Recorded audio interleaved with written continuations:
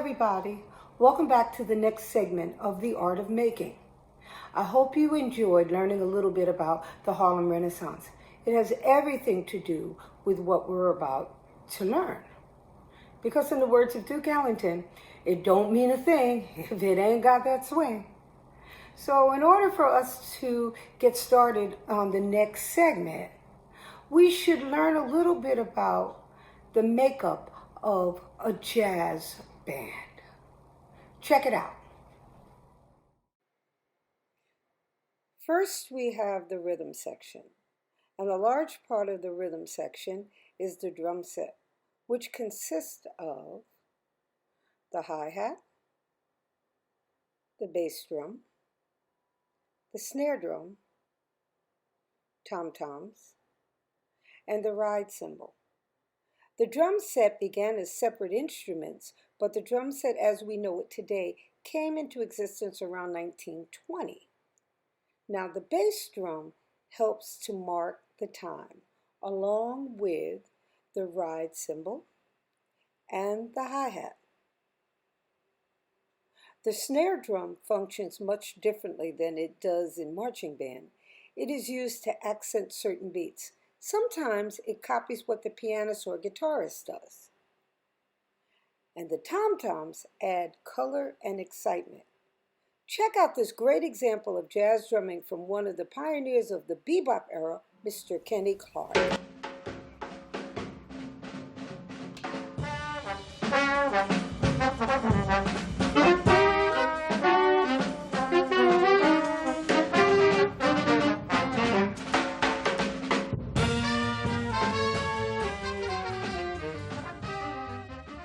The string bass replaced the tuba in jazz.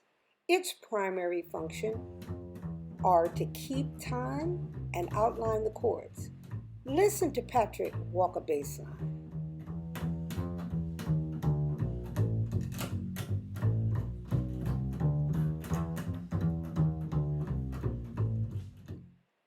The guitar keeps time, plays the chords, and accompanies or comps for the soloist. Check out Aiden and Patrick together.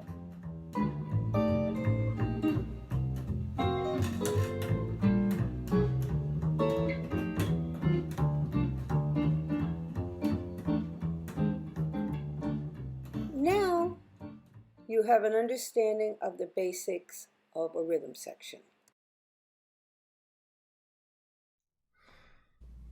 The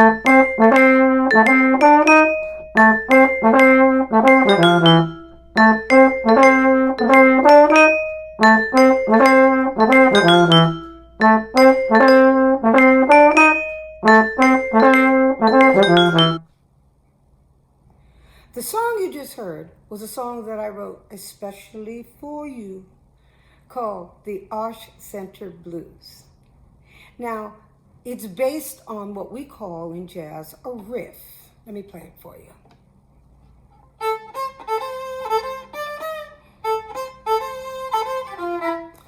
All right? That's a 4-bar phrase. We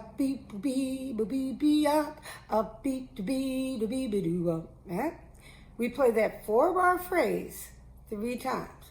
4 times 3, mathematicians, 12. 12 bars.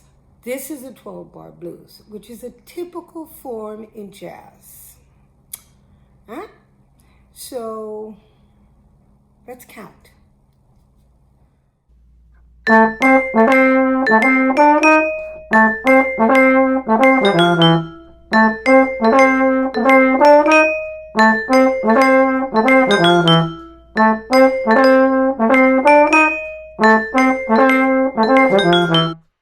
first handout I sent is what we call a jazz lead sheet. It has the melody and chords, which leaves room for you to play it any way you choose once you learn it. As I mentioned before, we will play it in a swing style. The second sheet I sent is a chord chart. It's self-explanatory. Sometimes jazz musicians may know the melody to a song, but not the chord changes. They may use this as a guide. One very important thing to remember is to try to always keep the melody of whatever song you're doing in your head at all times. Because it's pretty easy to get lost if you're new to jazz. Keeping the melody in your head helps you to stay on course. Now, what I want you to do is to try something for me. You don't have to do it right now. I want you to sing the melody through twice. You don't have to be a fantastic singer. Try it with Andre and Sam. You can try it with me as well. And then later on, just try it with the track without any other instruments, but just the track. Then play it. This is a good way of getting melodies into your head and eventually memorizing them.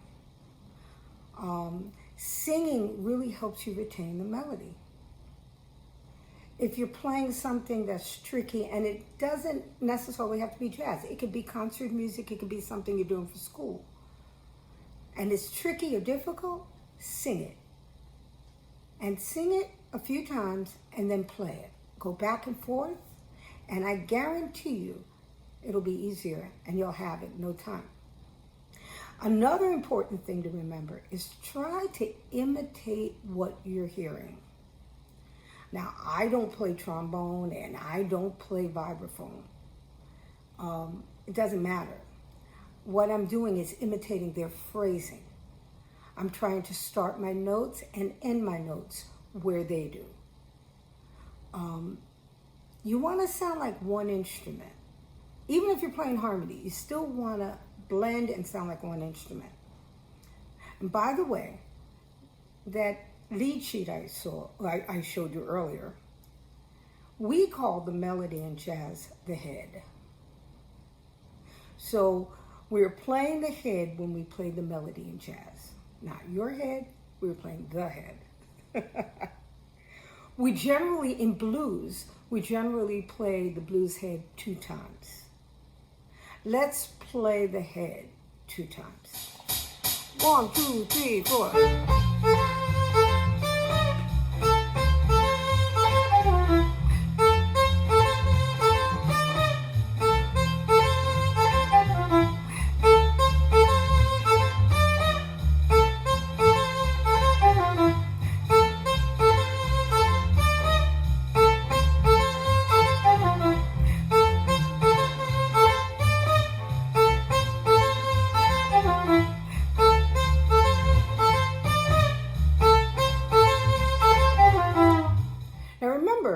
I told you that the form of the song is a 12-bar blues.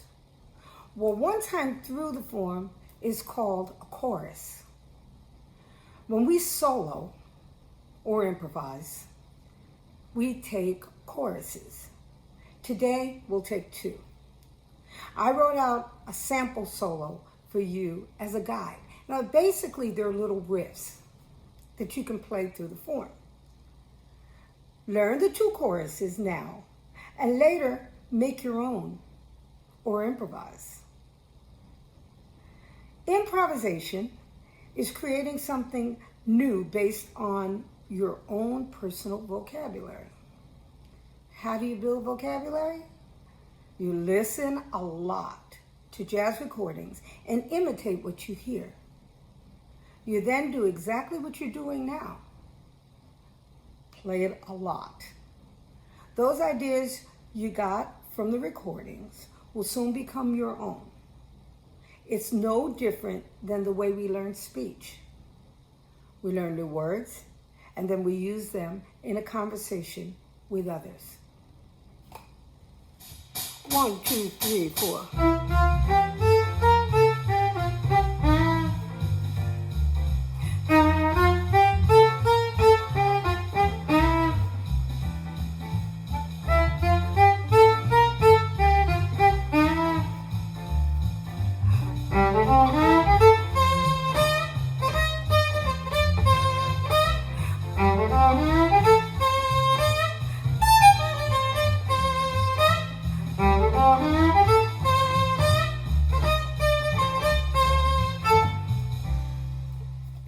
next little part, we're going to trade 2-bar phrases. I will demonstrate, but I'll do it and then leave room for you to answer. It is a form of what is known as call and response. I will play 2 bars, and in this instance, I will answer myself. I will do it for 2 choruses.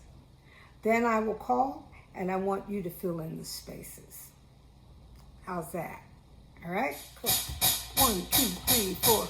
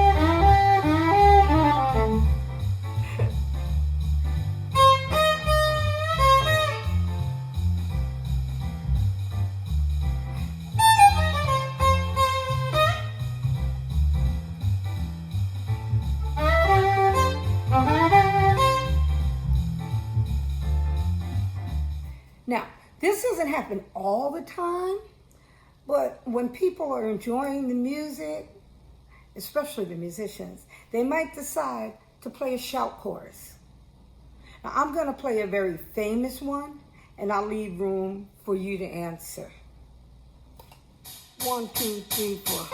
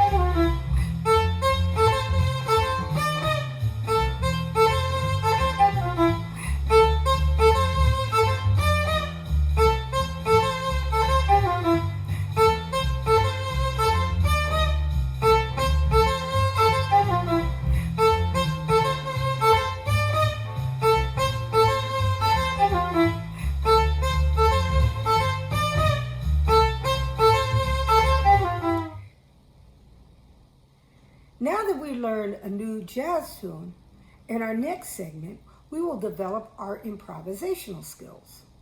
I'm looking forward to that. I'm looking forward to hearing what you will do with the Arch Center Blues. We'll spend a bit more time working on the blues scale and some other ideas. Great job, everyone. And thanks for watching another episode of the Arch Center's The Art of Making. Hope you enjoyed doing this together as much as I did.